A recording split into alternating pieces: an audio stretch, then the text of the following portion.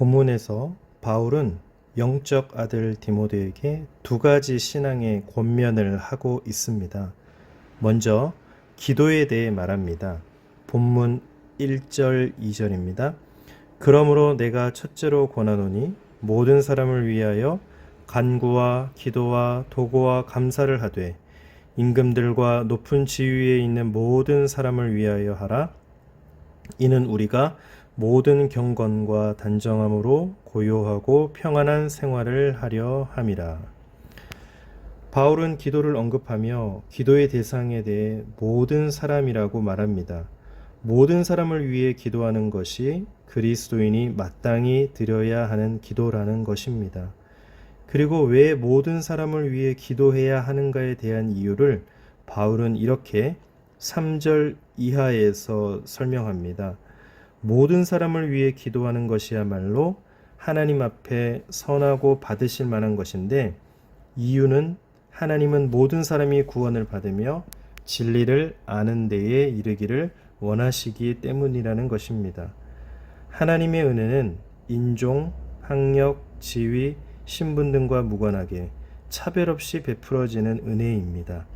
그래서 하나님이 원하시는 것은 그 어떤 것에 의해서도 차별 없이 모두가 그리스도를 아는 지식에서 더욱 풍성해져 가는 것입니다.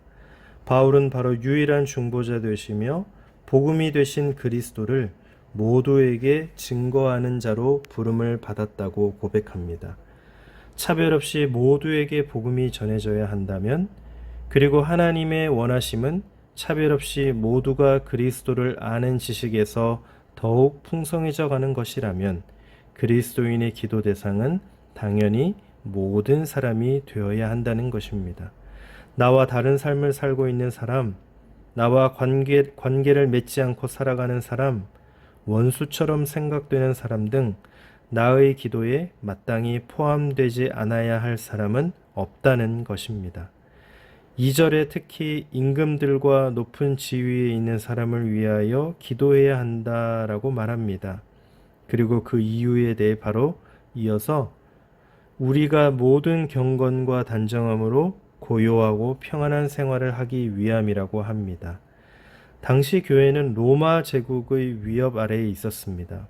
이런 상황에서 위정자들을 위해 기도하라는 이유가 고요하고 평안한 생활을 하기 위함이라고 해서 이런 생활 자체가 목적이라는 말은 아닙니다. 복음이 목적입니다.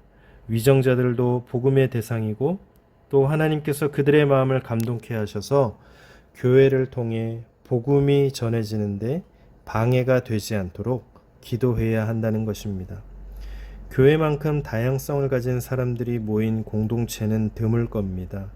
다양하기에 그 다양성이 복음 안에서 또 사랑 안에서 인정이 되면 그 다양성은 강력한 힘이 됩니다.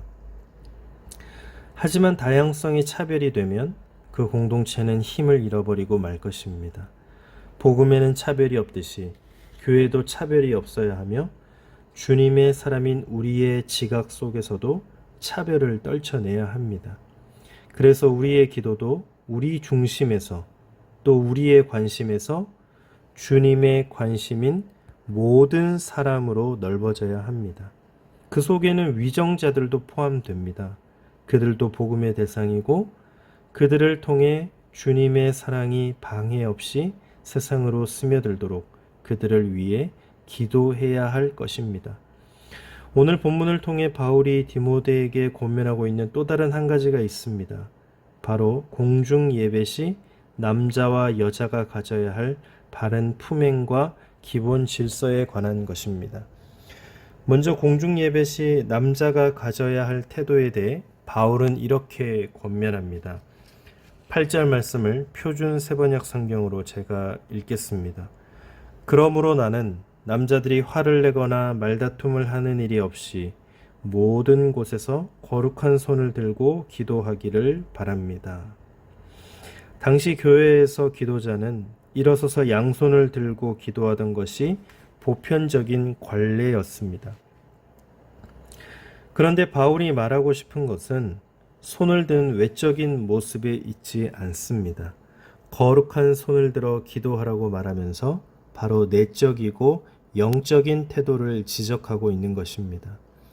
서서 두 손을 들고 경건하고 열정적인 모습을 보이며 기도하고 나서 예배 후에는 언제 기도했냐는 듯 기도와 전혀 무관한 삶을 살아가는 그런 삶으로, 그런 마음으로 기도하지 말라는 것입니다. 동시에 분노하는 마음으로 논쟁하듯 기도하지 말라는 것입니다. 형식이 중요한 것이 아니라 정직한 마음으로 자신을 잘 살피며 정결한 생활로 또 나눔의 사랑을 실천하는 삶으로 기도하라는 것입니다. 이어서 여자가 가져야 할 태도에 대해 바울은 9절에서 15절을 통해 권면합니다. 표준 세번역 성경으로 읽어보겠습니다.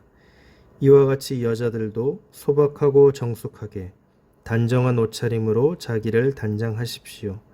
머리를 지나치게 꾸미지 말며 금붙이나 진주나 값비싼 옷으로 치장하지 말고 하나님을 공경하는 여자에게 어울리게 착한 행실로 치장하기를 바랍니다. 여자는 조용히 아주 순종하면서 배우십시오. 나는 여자가 가르치거나 남자를 지배하는 것을 허락하지 않습니다. 여자는 조용해야 합니다. 사실 아담이 먼저 지음을 받고 그 다음에 하와가 지음을 받았습니다. 아담이 속은 것이 아니라 여자가 속아서 죄에 빠진 것입니다. 그러나 여자가 믿음과 사랑과 거룩함을 지니고 정숙하게 살면 아이를 낳는 일로 구원을 얻을 것입니다.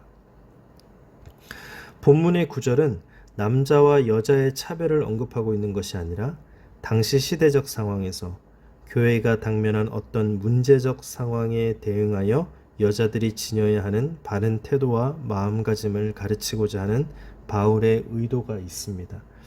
바울의 마음에는 갈라디아서 3장 28절에서 밝히는 것처럼 언제나 유대인이나 헬라인이나 종이나 자유인이나 남자나 여자나 다 그리스도 예수 안에서 하나라는 전제가 있습니다. 하지만 본문의 구절을 통한 바울의 가르침은 교회로 한 몸을 이루는 자들이 자신의 의를 버리고 자신의 욕망과 욕심을 버리고 창조의 질서 아래 올바른 마음과 태도로 자신의 역할을 감당하는 것이 중요하다는 것입니다. 바울은 여자에게 단정한 옷차림으로 몸을 꾸미라고 말합니다. 정돈된 마음가짐으로 예배에 임하라는 것입니다. 외면을 꾸미는 것에만 치중하지 말고 내면을 단장하고 가꾸는 일에 힘쓰라는 것입니다. 베드로 역시 그의 서신서를 통해 이것을 강조합니다. 베드로전서 3장 3절 4절 말씀입니다. 표준 세번역 성경으로 읽겠습니다. 여러분은 머리를 꾸미며 금붙이를 달거나 옷을 차려입거나 하여 거치장을 하지 말고 썩지 않는 온유하고 정숙한 마음으로 속사람을 단장하도록 하십시오. 그것이 하나님께서 보시기에 값진 것입니다. 디모데에게 들려준 바울의 권면처럼 우리가 속한 교회, 가정, 직장에서 우리의 진정한 역할이 무엇인지를 주님 안에서 잘 살피고 또 우리의 내면을 잘 살펴서 아름다운 공동체 또 아름다운 내면으로 잘 만들어 갈 수 있기를 바랍니다. 아울러 우리의 기도가 하나님의 거룩하심을 입증하는 삶의 실천으로 드리는 기도가 되어 우리 기도의 지경이 점점 더 깊어지고 더 넓어지는 하루하루가 되시기를 예수님의 이름으로 축복합니다. 기도하겠습니다. 하나님, 나 자신에 갇혀 주님의 마음으로 주위를 둘러보지 못했습니다.